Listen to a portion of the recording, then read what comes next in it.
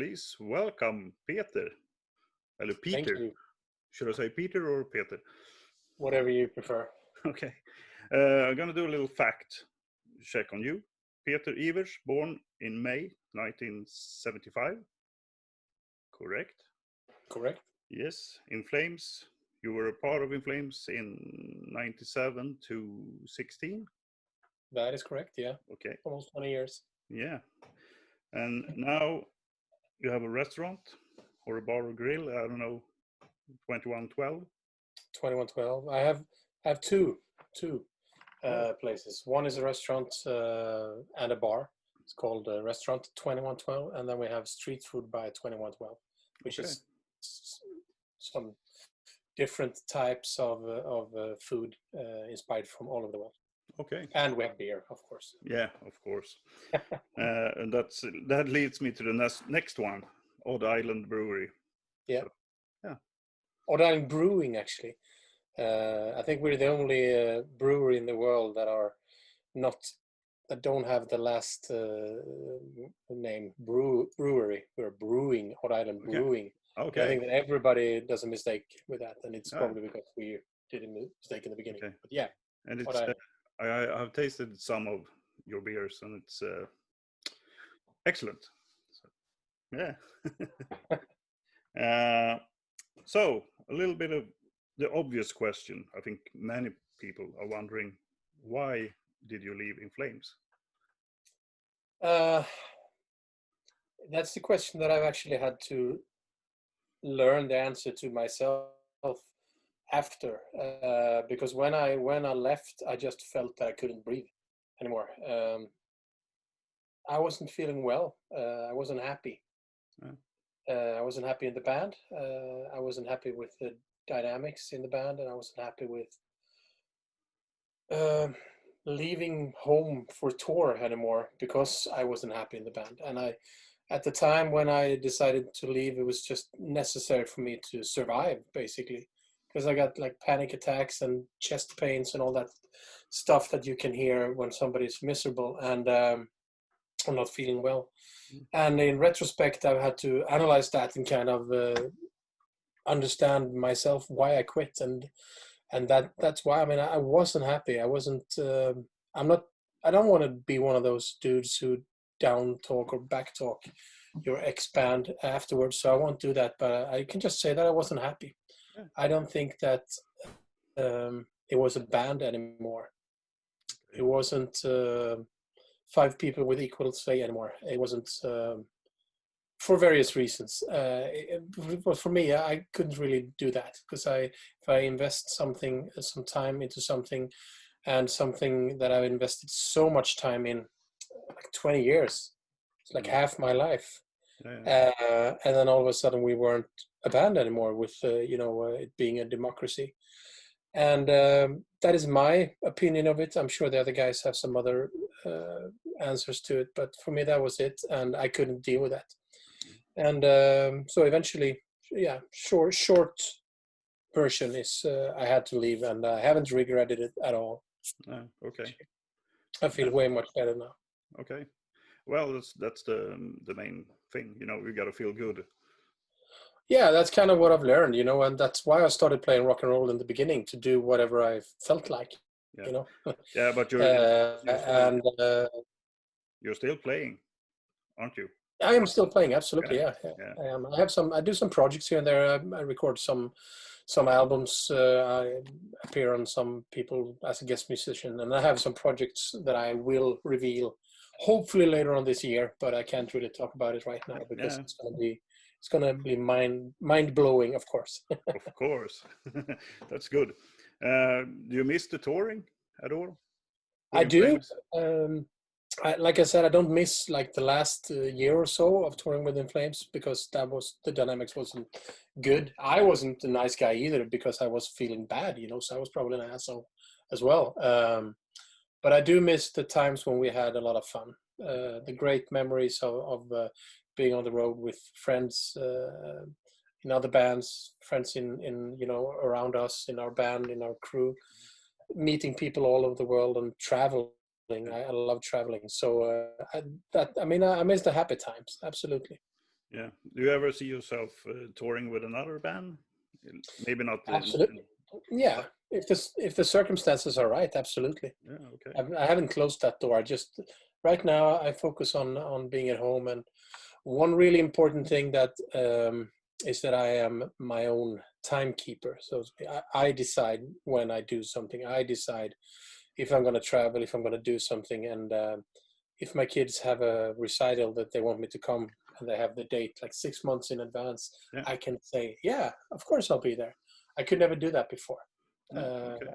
We were always owned by the next show or a good opportunity coming up. Everything had to go before our family, and so I'm really happy with that, and that's what I'm focusing on right now. So, Yeah. but I'm not closing any doors. No. Okay. Um, the 2112 you share that with Björn, right? Yeah, Yeah. So obviously you're your cutting out a little friend. Okay. Sorry. bit. Let me know if it fails the sound. So, Yeah, but the 2112, you own that together with Björn yeah, from In Flames. Uh, so you are good friends, I guess. Otherwise, it would be quite difficult to run that together, I guess. So yeah. No, we have a really good situation, and of course, when you leaving a band is kind of like divorcing somebody. yeah, It takes time before you find yourself going back to each other, because he was as much part of this as anybody else was, the breakup, so to speak. And from his point of view, I was as well. So, I mean, for us to find our way, not back together, but for us to go through this together and still keep 2112 going, it was obviously a lot of dialogue, a lot of talk. And so, yeah, we are in a really good place right now. We have really good communication. We're talking about more restaurants and okay, opening more stuff. So, yeah, yeah, good, all is good. All is yeah, well. good, very good. So if I would come to 2112 for the first time, what would you recommend me from the menu? You got to have a smoke on the water burger. That's my absolute favorite. It's been there almost since the beginning. It has beer braised onions and bacon and really really good hot sauce and cheese, and yeah, all the good stuff, Yeah, and something really cold from the bar, of course. So an Odd Island beer would be nice, but something that you enjoy, because that's something that I've learned throughout the years. I can never tell anybody else what to enjoy, so it needs to be no, something that you mm, enjoy. If you enjoy beer or Coca-Cola or wine or water or whatever mm, is preference, that's what you should drink. yeah, okay. Yeah, I have to come to that place. I have never been there, so Yeah. I'll No, try. our whole idea is that everybody who comes in are more than welcome, regardless of appearance, race, gender, or anything like that. Everybody's welcome. It's a place where you should feel welcome, whether you're alone or in a big company. The Yeah, staff is very friendly, and everybody's always invited, as long as you behave, of course. yeah, I will. I will behave. Promise. Good. Yeah. So have you this Corona pandemic? Have you noticed that in a bad way in your in the restaurant? Well, I mean, yes, we have business wise. I'm very happy that we've been able. The whole staff is healthy. Some of them have been sick, but everybody's healthy. Everybody gotten through it, where we are up to Yeah. today, at least. The business is down, definitely. The first few weeks, people were scared of going out. Then, as some of the regulations came, it started to feel better, I guess, and we had visitors again. We followed all the regulations that the government and the health organizations recommend. Yeah. We have 1 meter in between the tables, in between like the backs of each company. Yeah. We have the bar is free. You don't sit there. You can walk through the restaurant without touching anybody else. And we're of course very very thorough with the cleaning. We always were and always will be, but now we're extra extra with hand sanitizers and stuff like that. But we had to remove a few tables. We had to remove our area of our waiting area. Usually when you came in, you could always get a table. It was just depending on how long you were eager to wait, you know, and if you wanted to, you could always wait at an area and have a drink while you waited. You can't do that anymore because everybody needs to be seated. That's the law right now in Sweden. Yeah. And that has definitely taken down our business with about, well, up to 50%, I'd say, depending on which day we are. We have to refuse service a lot of times. And I guess the problem is that the visitors don't really understand this sometimes, because not all bars and restaurants behave. A lot of places you can hang by the bar. A lot of places they don't care, they just do it. But we stick by the law because I want people to be safe. Yeah. So business is down, and we're hoping for the government to give us some sort of, I don't know, economical package so that we can all, and I'm not saying just for 2112, just for everybody, so that we can keep our staff employed, so that everybody can feel safe. Because what we did was that we managed to put them all on the permit leave. I don't know what you call them exactly in English, but where you go down to like 60-40 or 20% of work time, which meant that in the beginning we went from having like 4 people on work at the same time to 1, and that was only an economical situation or reason for that, because we wanted to keep all the employees and we wanted everybody to feel safe, everybody to know that they had a job, nobody was going to get fired. But we quickly noticed that we couldn't keep the restaurant open like that. So people had to have more people in staff. And the situation in Sweden was like that. You get this package if for not working, then you get like a financial contribution from the government. It doesn't really work like that in the restaurant, because you need people working to actually help keep the distance. Help people keep the distance from each other, to help to give them service and everything like that. So now everybody's back almost full time, and we're suffering economically, but we are able to at least give them employment, and I'm happy about that. But I'm hoping the government will give us some sort of package so we can actually pay part of the salaries for the people, so that they can still work and help out. Yeah, that leads me on to the other. Long answer, sorry. Huh? Oh, sorry, I didn't hear. Long answer, sorry. Yeah, no problem. That leads me to the other, your other business, the beer. Yeah. That's a bit better, isn't it? Well, yeah. I mean, the problem was from the beginning when it came. I mean, I see 2 sides. For the restaurant, for 2112, we had to go on no buy situation, kind of. We had to sell the warehouse first, sell all the stock first before we started buying new stuff in. And pretty much every restaurant in Sweden reacted the same way. So we didn't sell any beer to any restaurants. But then we have this monopoly thing in Sweden called Systembolaget, which is a chain of stores that are allowed to sell alcohol, and they are the only ones allowed to sell alcohol. And they actually came through in a really, really good way and stepped up, giving us more stores to sell our beers in. So our sales actually increased. Also because a lot of people decided not to go out into restaurants, they stayed home, so they bought beer from Systembolaget and brought it home instead. So our sales have definitely increased. Now the summer is over, and we see a slight downfall. So we'll see what happens. I work at another brewery, as I told you before. And I don't make beer myself, but we have also, thanks to Systembolaget, it's helped our company as well. So because I think they did it really, really well. Now it's a matter of keeping it going, and I think the only thing that's missing in Sweden is the dialogue between the government and the little people.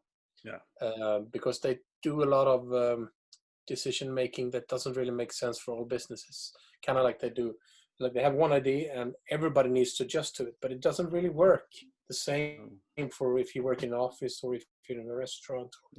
I know. If you're freelance musician. You know, there's so many, or freelance photographer for that matter. There's so many different situations that needs to be taken under consideration. And I really miss the dialogue. I think that they should definitely talk to the foot people, so to speak.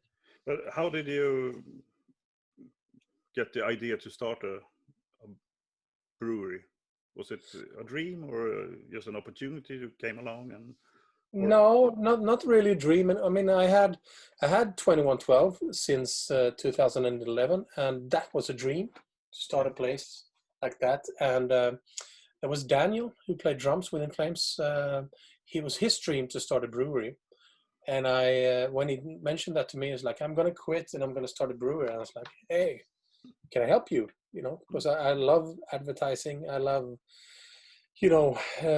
building new businesses up. And I've done it a few times, and it's very interesting, and it's a great learning process, to do this and learn a new business. And I always wanted to do it in a, how do you say, an unorthodox way. There's the business schools you can go to, and you have to do it a certain way. But I always wanted to do, like, the way that we built up the restaurant was kind of like building up a band, Yeah. You have the certain people in the staff that be the equivalent of a band member. The bass player is like the bus boy, or the drummer is the chef, or the lead singer is the cool bartender, kind of, in a joking aside, but it can be set up the same way. Same with the brewery. Daniel is the brewer. He's the drummer. He's the backbone of everything. I'm the bass player. I'm the guy who make sure the economy is stable, and I go out and try and find the new businesses to work together with. So I kind of like that stuff, but I need to have a steady backbone to lean on. I need to have a good product or a tight drummer to be able to do my stuff, and that is what I was interested in. So he started it in 2015, and I brought the beer into 2112 to test it on an audience, kind of, and then when he was ready to expand, that's when I came in 2016. So we've been doing it since then. I hope you will do great in the future also. Thank you. I mean, we're very happy. We've, again, back to this owning your own time, we've been talking about it a lot, that we can, if something should come in between of us and the family now, we always cancel it. And it's like, it's just another event of this, the family always comes first, and we're very happy working together. Good. With that philosophy. That's great, I think, actually. So the work will always be there. So later on. Yeah. So, do some, if let's say that I have never tasted Odd Island, what's the first can of beer you would bring me? Oof. Well, I have to do some background talking first, because we do craft beer, right? It's craftsmanship. Everything is personalized. You do everything by hand, basically. And in the beginning, we actually did everything by hand, including the bottling and capsulation, and placing it in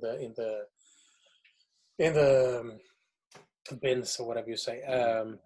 And we still do most of it by hand, but we have a canning machine now, so we're on different sides of the machine, and some people put in the cans, and then some people put the cans in the crates, and but we do everything by hand. So this whole thing with craft beer was, for me in the beginning, was something I didn't at all like. We toured the US a lot, especially the US, because that's where I discovered craft beer. That's where Daniel discovered craft beer, I guess, first of us all.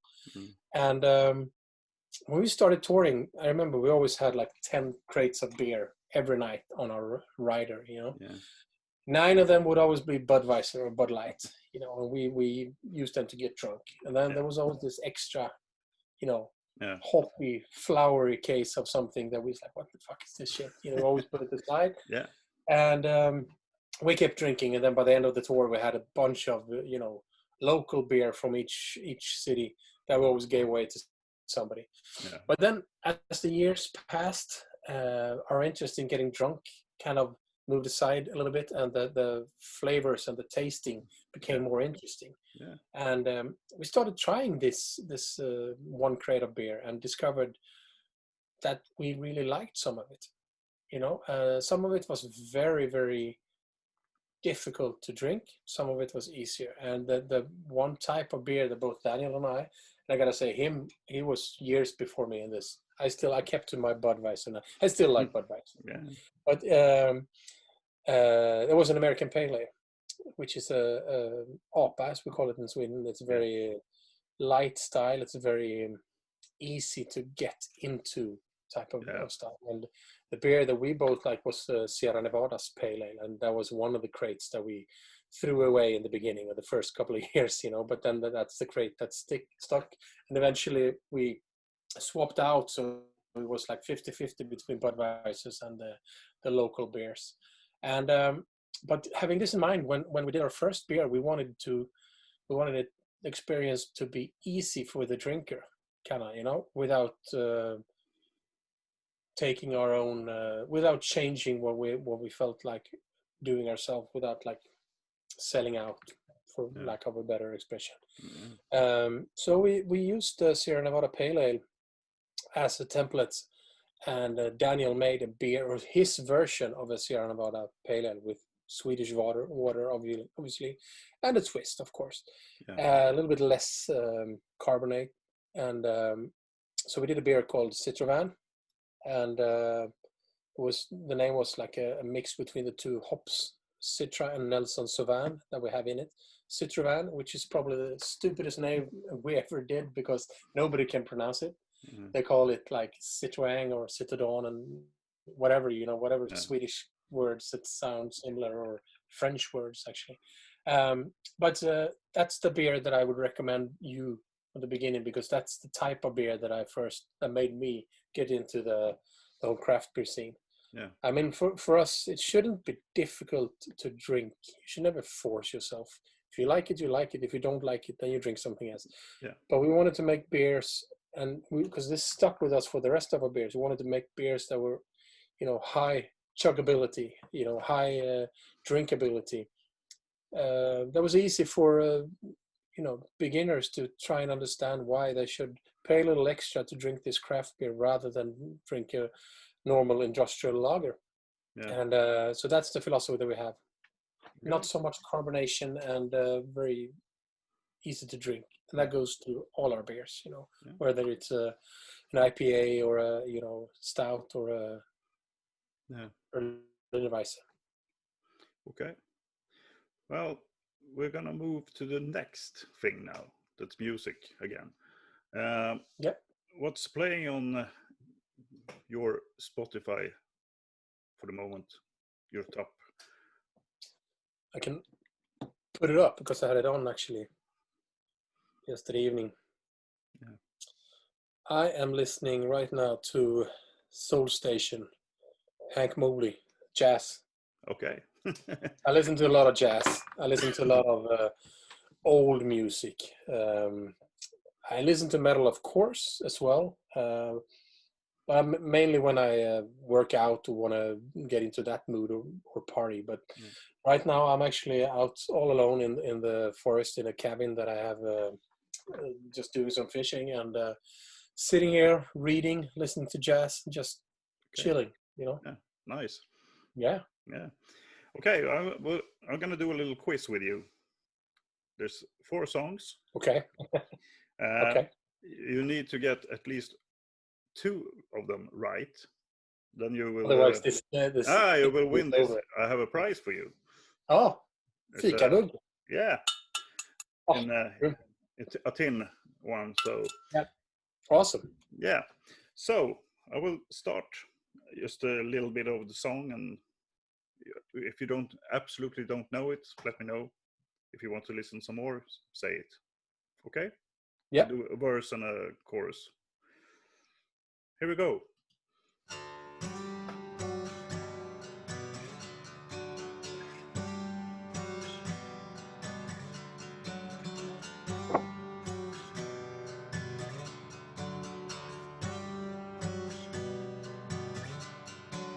Shed my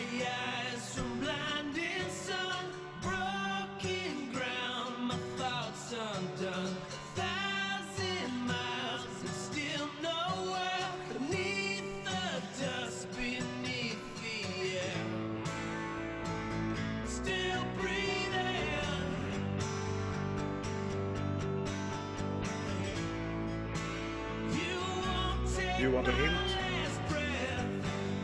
I You just know, you know played a one. little before. Yeah, you know one of the guitar players. I think. Yeah, you know him. So. It's an American band. Let me know that.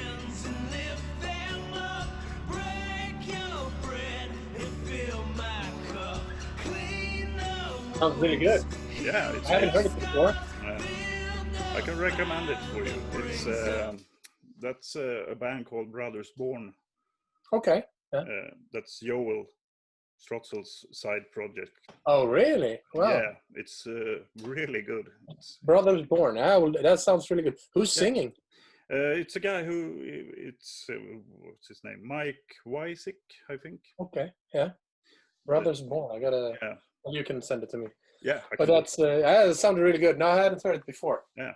I was thinking about something with Joel, but just because we spoke about it before. Oh well. Yeah. Okay. Moving on. Yeah. This one I think you will take this one, but okay. Here we go.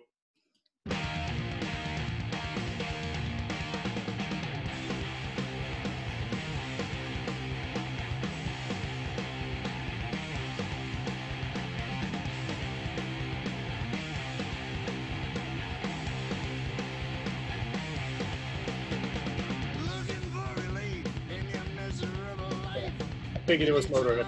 Oh, not really. It's Lemmy. It's Lemmy. Oh, okay. Yeah. It was very. I thought the drums was very. Already. That's. I will give you a correct answer for that. That's Dave Grohl. Huh? It's Dave Grohl on the drums. So it's Probot. Yeah. Probot. Oh yeah. Yeah. That's good. 25%. Yeah. Next one. Yeah.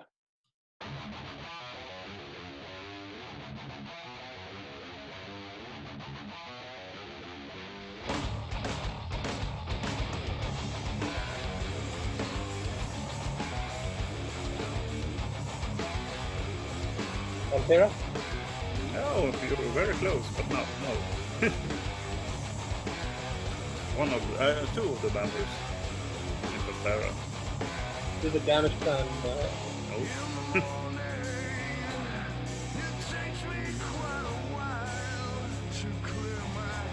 Oh, it's down.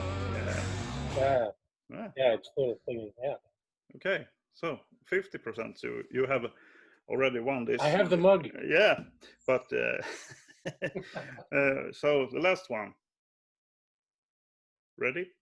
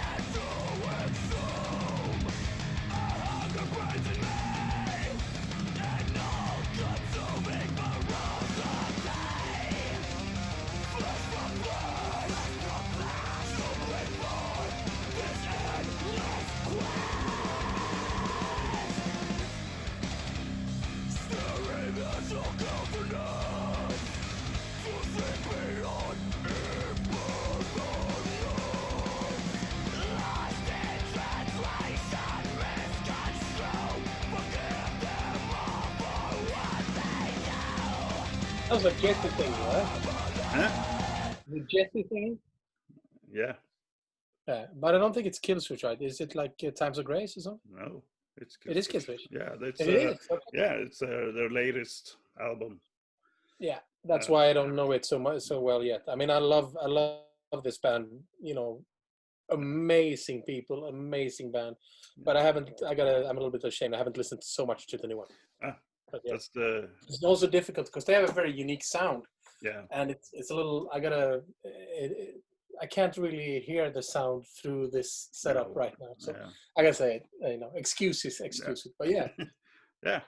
But cool. You got the The one. mug is mine. Yeah, I will send it to you Thank you. ASP.